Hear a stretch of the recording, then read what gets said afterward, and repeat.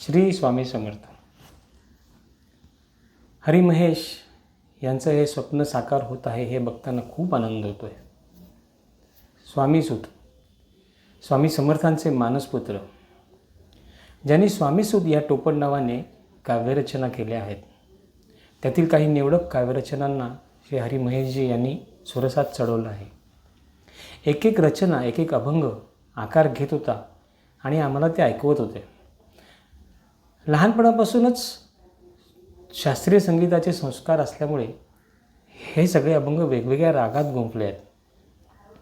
ऐकताना एक गोष्ट जाणवत होती की हे सगळे अभंग सूर, लय, ताल, त्यातील शब्द आणि सर्वात महत्त्व म्हणजे अतिशय भावपूर्ण अशा आहेत. म्हणजे ज्याला आपण थोडक्यात फुलप्रूफ म्हणू शकू अशा आहेत.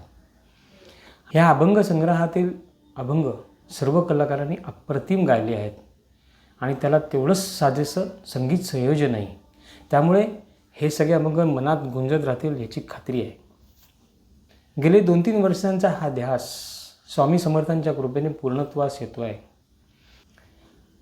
हरी महेश, तुमचं पुन्हा एकदा मनपूर्वक अभिनंदन.